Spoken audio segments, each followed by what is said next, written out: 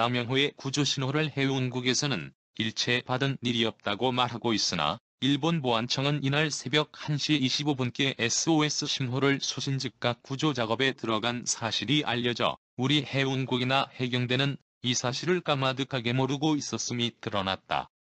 더구나 이 사고가 전해진 오후 늦게 내무부 고위 당국자는 즉각적인 사태 수습에 임하지 않고 오전부터 시작한 예산관계 회의를 계속할 뿐 324여 명이나 죽은 해상 사고를 등한시하고 있었다. 교통부는 일본 해상보안청에서는 남영호로부터 구조신호 SOS를 받았으나 우리나라 남해안 무전수신소에서는 전혀 구조신호를 받지 못한 것이라고 밝혔다. 교통부에 의하면 해운국 산하기관의 무전시설로는 부산해운국과 묵호해안국에서 24시간 해상 사고의 구조신호를 받을 수 있는 수신시설이 갖춰 있고 여수에도 아침 6시부터 밤 12시까지 수신할 수 있는 무선시설이 돼 있으나 이날 아무런 무전도 받지 못했다는 것이다. 이에 따라 교통해안국은 사건이 난 이날 오전 11시 반까지 아무런 지방보고를 받지 못하고 있다가 통신이 들어오고 각 신문사에 문의 전화가 쏟아진 다음에야 부랴부랴 사고 진상을 확인하기에 안절부절했다. 교통부 당국은 또 이날 오후 1시경에야 경찰로부터 침몰 확인 연락을 받고 뒤늦게 부산의 관계관을 급파했다. 또 교통부는 이제 와서 제주, 부산 등지에 확인 전화를 걸었으나 사고를 확인하지 못했었다 한다. 교통부는 사고 보고가 늦어진 경위를 캐기 위해 자체 조사에 나섰다. 남영호가 침몰하면서 타전한 SOS 신호가 여수 무선국에 수신되었으나 숙직 통신사에 묵살되었음이 뒤늦게 밝혀짐으로써 수협 산하 각 무선국 각 지구의 해양경찰대 무선국, 교통부 산하 각 지방해운국, 최신부 산하 각 해안 무선전신국에서도 SOS 신호를 포착할 수 있었다는 사실이 확인되었다. 경찰은 남영호의 사고 원인이 정원인 321명보다 14명이나 초과 승선시켰고 적재 화물도 정량인 150톤보다 3배나 많은 530톤을 실어 선박의 표시선을 넘는 데다 화물을 하층에 싣지 않고 갑판 앞뒤와 좌편에 실어 선체를 5도가량 기울게 한 채 운항한 것이 있었음을 밝혀냈다. 경찰은 남영호 선장 강태수 씨 53과 통신장 김박지 29를 업무상과실치사상 및 업무상과실 선박전복 혐의로 남영호 선주 강우진 씨 35를 업무상과실치사과 업무상과실전복 및 계항질서법 위반 등 혐의로 부산해운국 출입항 담당 직원 최복선 씨 45 부두관리사무소 선박검사기 직원 김태수 32, 김옥수 씨 32 등 3명을 직무유기 혐의로 구속할 방침을 세우고 부두관리사무소장 강석천 씨 43은 직무유기 혐의로 불구속 입건했다. 사고를 낸 남영호는 1970년 11월 28일 제주 앞 해상에서 좌초된 일이 있었던 것이 밝혀졌다.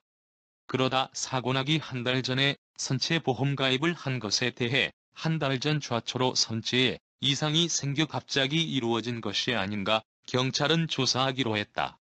침몰된 남영호가 띄운 SOS 신호는 조난 직후인 12월 15일 새벽 1시 20분에서 25분 사이에 두 차례에 걸쳐 수협 전남동부지부 소속인 여수어업무선국에 의해 수신되었으나 상태 확인에 대한 응답이 없다는 이유로 묵살됐음이 밝혀졌다.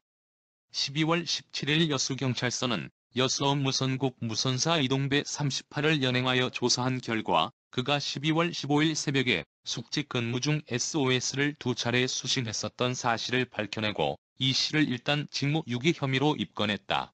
이 씨의 진술에 의하면 자기는 그날 초저녁부터 숙직한 양형씨 32로부터 숙직을 인계받아 근무 중 새벽 1시 20분에서 25분 사이에 두 차례에 걸쳐 SOS 신호를 수신하고 조난 장소와 시간 등을 알리라는 상태보호를 서너 번 발신했으나 아무런 응답이 없어 상부와 관계관서에 통보하지 않고 다음 숙직자인 김수종 32에게 인계했다는 것이다.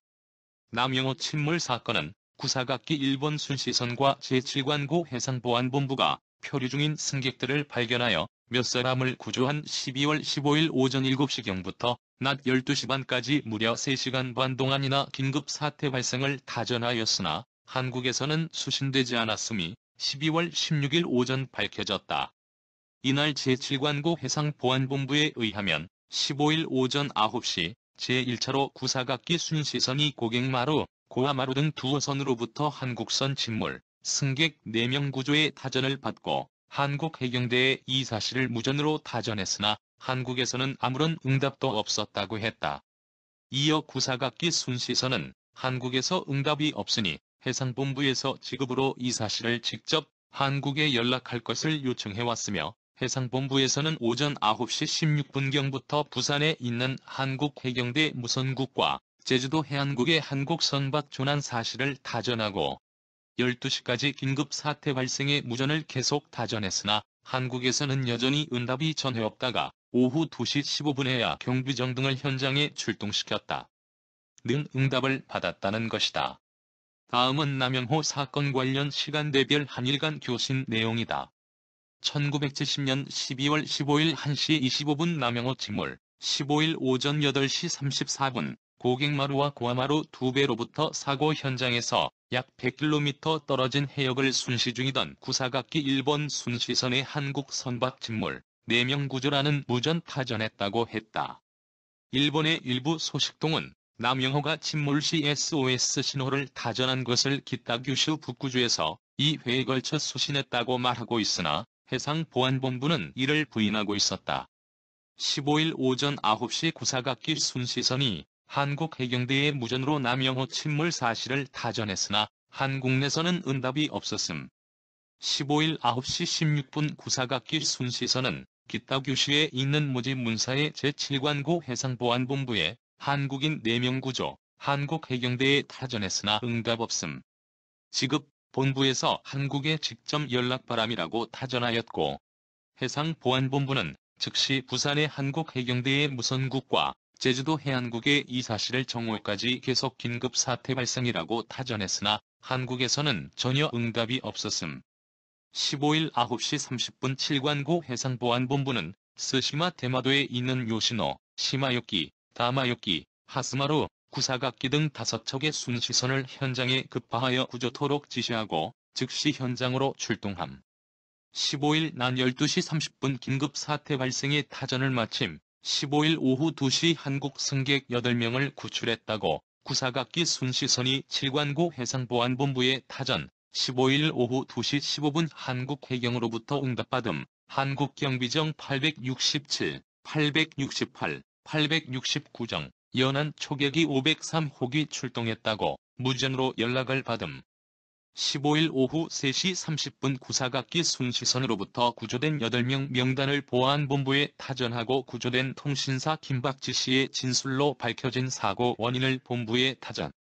생존한 통신사 김박지 씨는 사고 약 5분 전인 12월 15일 새벽 1시 20분경 항해 1위 보고를 회사에 보내기 위해 잠을 깨어 의자에 앉는 순간 선체가 기우뚱하는 것을 느끼고 순간적으로 조난을 직감하여 주성신기인 단파 2091킬로 사이클로 SOS를 긴급 타전하고 뛰어 선박 이름과 사고 위치까지 알렸다고 증언하였다.